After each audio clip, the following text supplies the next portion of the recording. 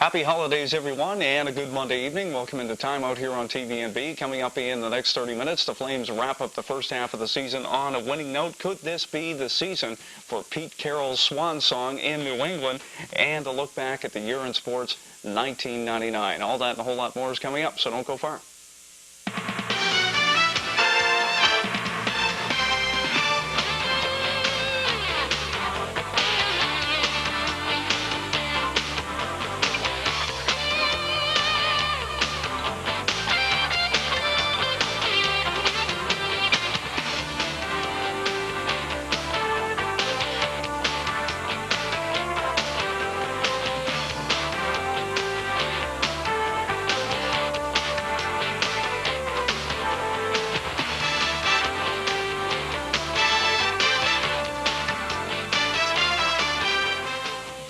Happy holidays, everyone, and a good Monday evening. Welcome into Time Out here on TVNB. Jim Hennessy in for the final time for 1999, to be joined by Bruce McDonald in a short time. Of course, as we always do, to kick off the show, we'll be talking about the St. John Flames, who had a decent weekend. 3-3 tie with the Hamilton Bulldogs on Saturday night at Harbor Station, and a 3-1 victory over the Lowell Lock Monsters in Lowell on Sunday evening. So that means they take over sole possession of second place heading into the Christmas break in the AHL's Atlantic Division. But it's back to Saturday night, like we said, at Harbor Station. The Flames playing host to the Bulldogs from Hamilton, and we had a chance to take the TVNB cameras down to Harbor Station and caught some of the action. Here's what we got for you.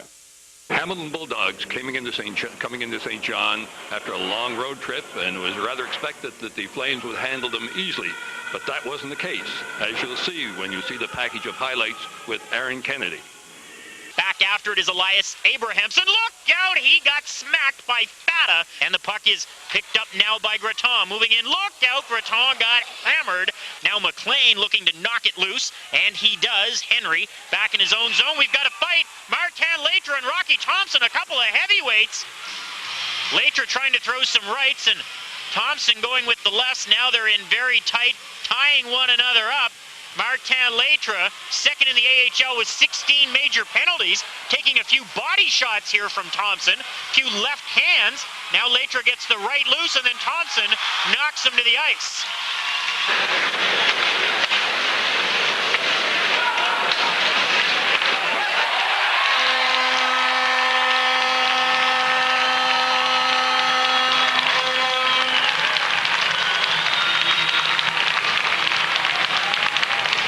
Now it's Brown, top of the circle. Dishes off down low on the right side. Sarno centers. They score! Rob Murray on the feed from Peter Sarno. It's a power play goal. Can't get it to Roach. Varlamov able to hold in. Gratton has it to the point. Shot by Scoville. Scores!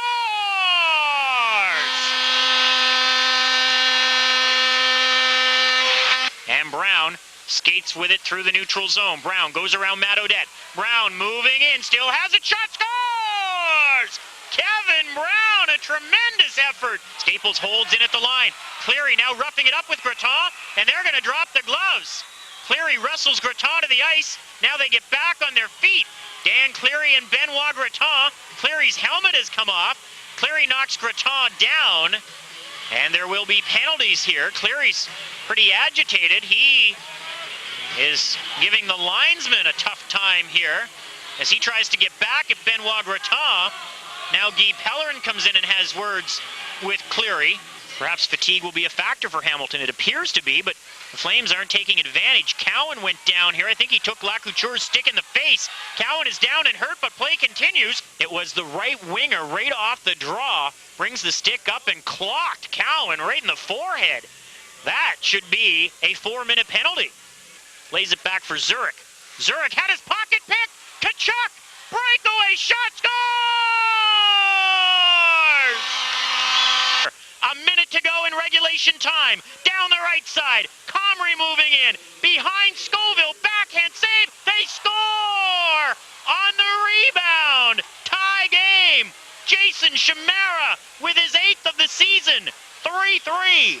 In the high slot, Scoville, wrist shot, save, rebound, Chiron on his knees with his shot. That one bounced off the defender, Comrie. 32 seconds in the game. Varlamov for Tkachuk.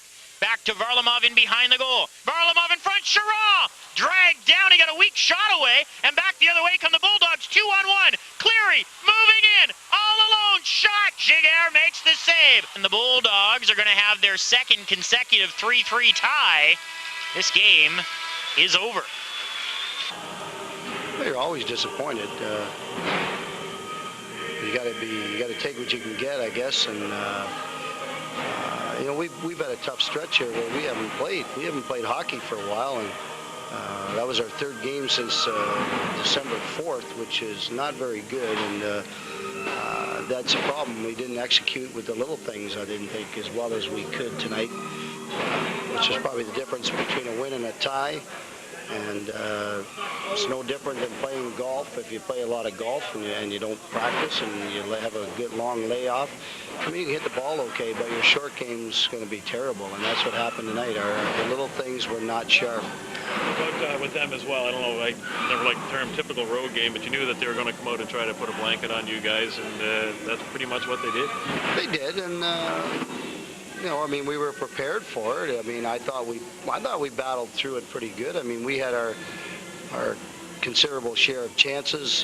They had some chances. Like I said, I don't think defensively we were stalwart tonight. But we had enough chances of our own, and you know what? I mean, we got a young, inexperienced hockey team here, and we're going to make mistakes, but at least tonight I thought that the effort was there and everybody played hard and battled, competed, and I mean, that's pretty much all you can ask. I mean, are you disappointed? Yeah. I would like 2 points, but what are you going to do? Naming Dave Roach as a captain, does that mean that you don't expect Martin St. Louis back soon? No, I don't expect him back at all. I mean, if he ever did, it would obviously be a bonus. However, like I said, I don't expect him back. If he comes back, he will obviously be given the C back. There's no question about that. But Dave's going to be a good captain for us, and we'll just see what happens. But I don't expect Martin to be back here. On a personal note, Rick, you must be pleased with being named one of the heroes of hockey for the big game in February in Toronto. Yeah, it's a thrill. I mean, I'm not going to stand here and pretend that it's not, because it is. And to get recognized for perhaps what you achieved in your career years after you've retired is obviously a nice thing, and I'm looking forward to it. I'm going to see a lot of people I haven't seen for a while, and my family's going to come along, so it's going to be a nice experience for them and myself. All right. Any greetings for the fans for the holiday season? Well, I just hope everybody has a very Merry Christmas and very safe holidays. Let's hope that everybody stays safe throughout the entire holidays. John Sebastian Giguère, were you satisfied with your play tonight, John? I mean, I think I made a lot of key saves tonight. Obviously, I think we deserved to win that game. They scored the last minute. It's pretty disappointing, but altogether, it was an all right game. That's the way it was at Harbour Station on Saturday night. Earl Smith for timeout.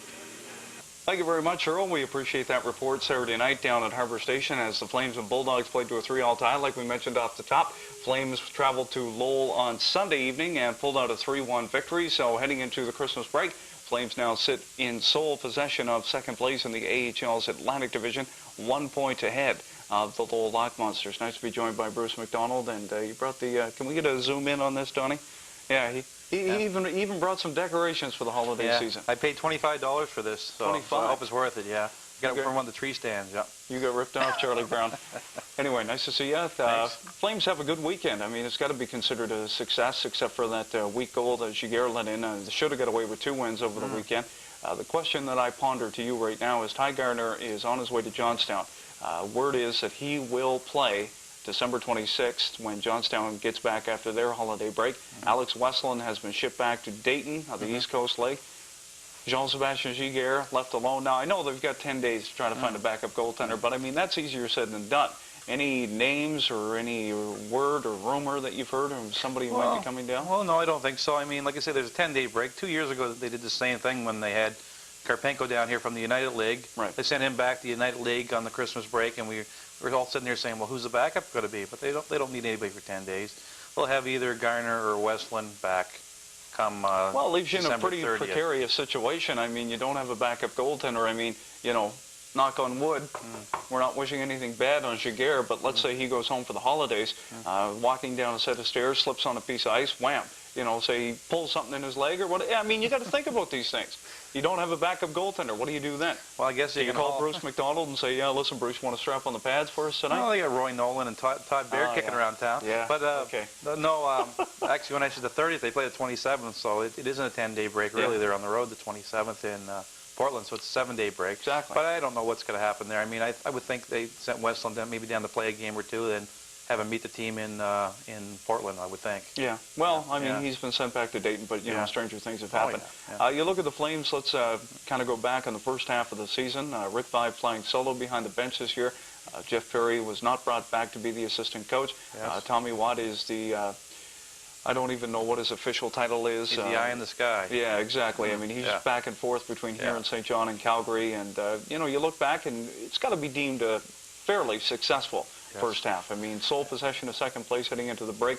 Can't seem to beat Quebec and get over that hump, but maybe Santa will bring them a Christmas wish. Well, I know what's got to be on Rick Vaive's wish list, that we do beat the Citadels. Well, I think it's been a good first half of the year. Well, not even a half yet, but like I say, they're in second place.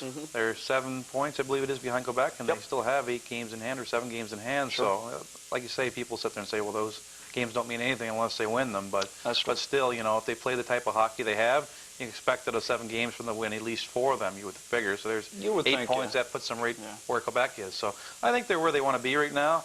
I mean, like I say, Jaguar has been very consistent so far. The team is scoring quite a few goals, actually. You mightn't realize it, but they're one of the higher scoring teams in this division. Defensively, they need some work for sure, I think. Oh, I mean, no question. I still think their defense is pretty strong. But like you say, when Jaguar comes and starts playing the way I think most people feel he can, they'll be fine. Okay. So I'm happy. 2 gentlemen from the Flames going to the All-Star break. Well, at least one anyway. Martin St. Louis and Scoville both voted to go to the All-Star game. As we all know, Martin St. Louis is still in Calgary playing fairly well with the amount of ice time he's getting. Nat Domicelli, we should mention, had 2 points on Saturday night against the Senators, I do believe is who they were playing. Was it Ottawa? I don't know who it was. Yeah, well, anyway. I'm guessing it's Ottawa. It's been a long weekend. It's Ottawa because they played Edmonton Sunday. There you go. Right. So, I mean, he had a 2-point night, a goal and an assist. You got to like to see that. But, you know, Scoville's going to the All-Star game. He had a very successful first half of the season. So, you know, kudos to Darryl Scoville. Yeah, I think he definitely deserves to go. He's been probably our best defenseman in the first half. Him and Lee Sorkin offensively, and they're both two-way players as well. Sure. Jeff Staples on defense, and Eric Sharon's played fairly decent this year as well. So those 4, we'll call them veterans. Scoville's only second year, but we'll call them veterans. Sure. That's a good base for the defense right there. Now, St. Louis, I don't think you'll see him back for the All-Star game. I think he's up there. I think him and Nat Domicelli are up there for good right now. I mean, we've been shocked before, but... Well, Calgary's been playing well. I mean, you know, they've got a 5-game win streak at the Saddle Dome, which is, you know, unheard of for Calgary the past couple of years because they've been terrible at home. But the thing that you got to look at, and Al Coates is probably sitting back and reflecting on what you do this time of the year, Grant Fuhr, how big of a mistake was this? That's a big one. We've joked about it for the first half of the year. I mean, Fred Brathwaite's sitting up there now getting all the ice time for them in net. He's doing great.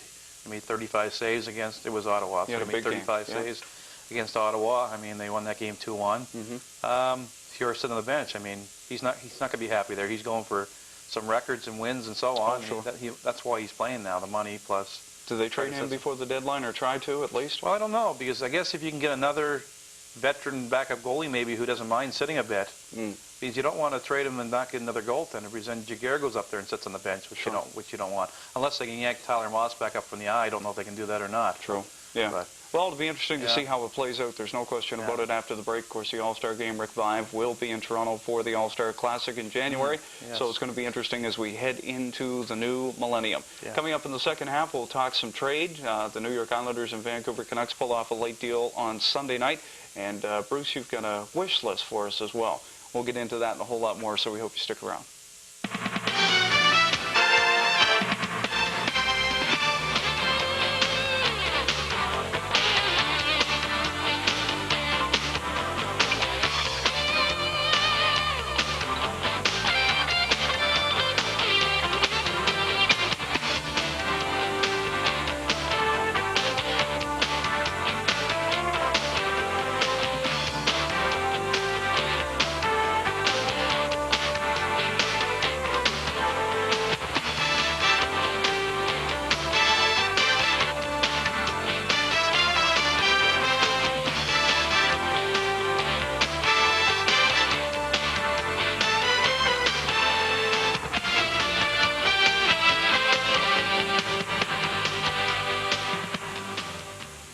And welcome back into the second half of Time Out here on TV&B. Nice to have you tuned in on this Monday evening. Hope your shopping is going well. Jim Hennessy alongside Bruce McDonald. Trade pulled off last night, late Sunday night, between the New York Islanders and the Vancouver Canucks. It had been rumored for weeks, and it finally happened. Felix the Cat back in Canada. He's on his way out to the coast. And Kevin Weeks is on his way to Long Island, which he can't be too pleased about. But you look at the situation where Felix is probably kicking himself for ever leaving Toronto. He should have sat with his mouth shut and just kind of sat there and said, well, you know, take the good with the bad. I don't mind riding the pine for a couple of weeks or whatever the case might be. But the trade in general, I mean, is this who benefits more? I mean, you got to look and think that Vancouver benefits more from this whole thing. Well, I don't agree, Jim, because I think Vancouver wasn't getting the goaltending now. That's true, and they needed an experienced goaltender. Sure. And they got that in Potvin, and he's proven in the past he can do the job. We'll see what happens. But I think they gave up way too much for him. No question. They got a good young goalie in Kevin Weeks. He'll end up in Lowell, I would think, for a while. It would look that way, yeah. Bill Muckluck, who was rookie last year, I believe, was one of the top 2 or 3 vote getters in Rookie of the Year. And Scatchard, yes, good young player, too. I mean, there's 3 good young players. And that's going to make the Islanders even stronger in the future. Laugh at them now if you might, but give them another 2 years, they'll be fine. Well, the NHL is not laughing at them, but they're curious and well-behaved, I guess is the way to put it, with just over 6,000 attending the home games in, in Long Island. I mean, it's a situation where Butch Goring, I heard him say the other night that, this is a young team and it's going to take some time. And, obviously this doesn't come together overnight. But, I mean, truly, how much time can you give this team? I mean, Mike Milbury is the man, the general manager now, and he was always the one that very controversial behind the bench, or whether he was in the general manager's box, it didn't matter. Always controversial, but always seemed to get the job done when he was in Boston. He was a hard-nosed, play my way or the highway type of person, but it doesn't seem to be working in Long Island. Yeah, I don't know what the problem is. Attendance, obviously, I've never been in the rink. It must be a bit of a barn, obviously, but... Yeah, well, it's one of the older rinks in the NHL. But I was listening to a fellow on TV the other night, and he said if you want to improve the Islanders right away and get them some work ethic on the ice, Butch Goring should play again. I mean, that would go a long ways. Butch looks like he could probably still play. Yes, I mean, him and Milbury, I don't know about Milbury now, but when Milbury played, they were both hard-working, hard-nosed players, the 2 of them. I mean, and they didn't have an extreme amount of talent, either one of them, but they sure did work hard. And if they can maybe they can get some of that onto the Islanders, that might help them turn some of these losses into wins. But you have to look at the NHL nowadays. Every game you look at is a 2-1 or 3-2 game. They're not that far away. Same as Montreal. No. The losses are close losses. A couple of bounces, That's right. I mean, we'll see what happens there. I'm not sure. Yeah, it's going to be interesting to see what does happen, how long Mike Milbury sticks around, and how long, Butch hangs around as well. Exactly. Let's get to the NFL. We'll turn the page here. Of course, we're getting into the stretch drive. Week 16 coming up this weekend. Of course, this weekend being Christmas weekend, a lot of folks will be screamed at for, stop staring at the TV, don't watch any football, it's the holidays. But anyway, Week 16 is coming up, and some interesting scenarios break down the Colts. I mean, what a turnaround year they've had.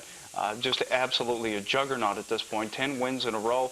Come back to rally to beat the Redskins yesterday 24-21. Clinch the AFC East. Still a couple of question marks in that division. The Patriots are gone, done, finished. You get beaten 24-3 by the Eagles.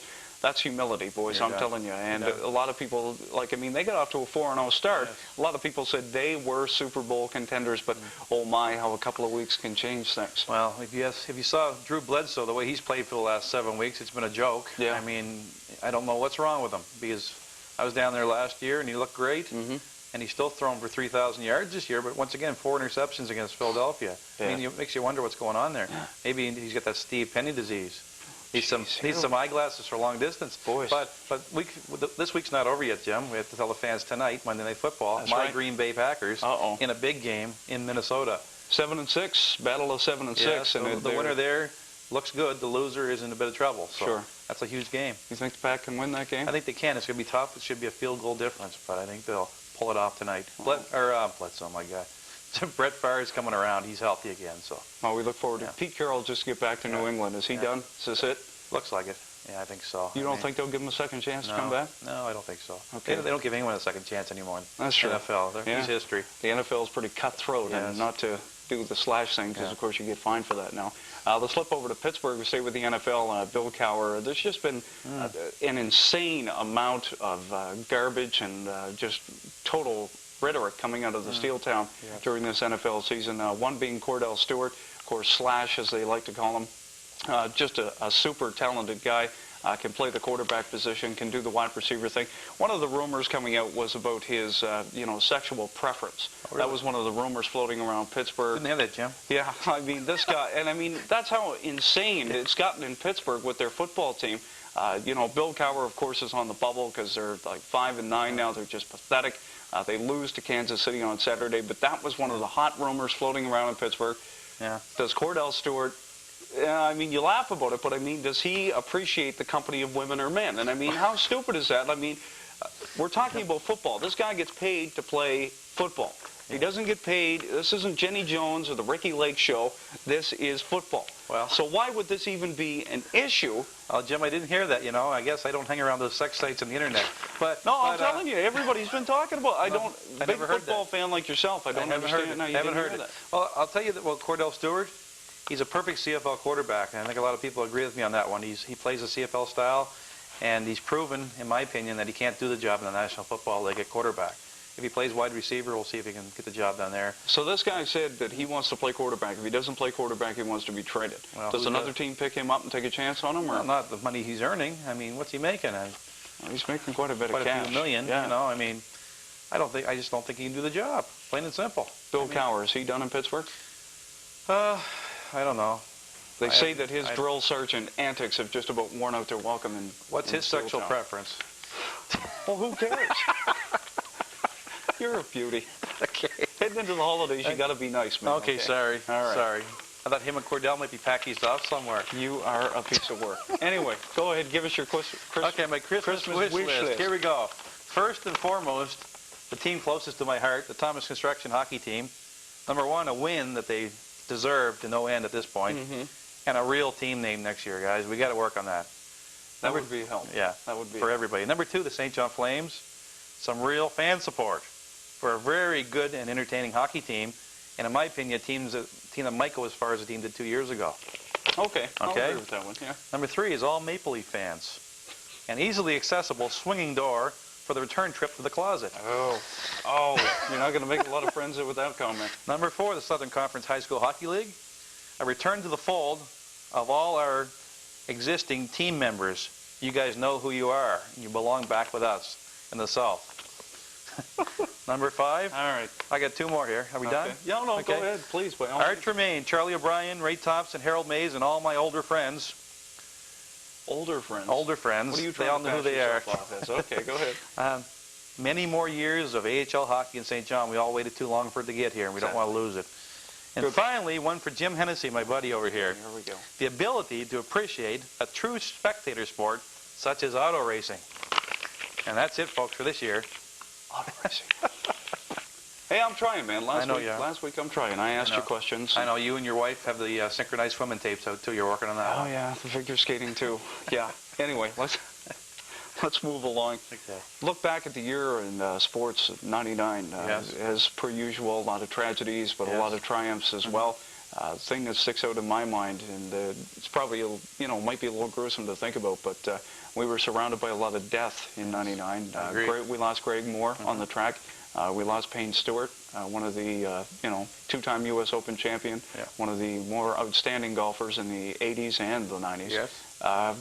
You look back at the 90s, what's your defining moment? What's that one moment in sports that sticks out in your mind that says... Well, there's a couple of things. I can't get Greg Moore's death out of my mind either because I'm such an auto racing fan. We'll laugh about it, and I'm a supporter of Canadian athletes too. I mean, and he was both, right? Absolutely. And I'll get hard to get past that one. That will stick out in my mind, I think, for the 90s. Sure. Second thing in my mind will be 1993, when I'm sitting, two things in the same night happen. One, I'm sitting over at the big room there. The big room. Where we got our Flames tickets for year one. Okay. Trade Convention Center. There you go. I'm sitting at the Trade Convention Center having our names drawn so we get season tickets for year one of the Flames. Same night, Montreal wins the Stanley Cup, 1993. You're kidding. Same night. I'm sitting there watching. They had the screen set up in the building, and I'm sitting there watching the Habs win the Cup as we got our Flames tickets. Now, those two, that was a great night.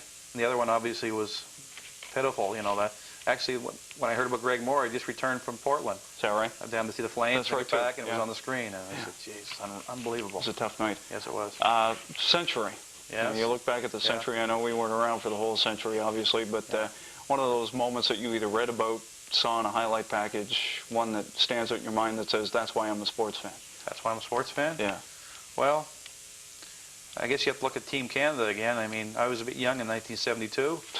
You know, I was 9 years old at the time, but in 1987, when Lemieux and Gretzky and the boys got together and beat the Russians again, 6-5 back-to-back games. Canada Cup, that one really stood out in my mind. Yeah.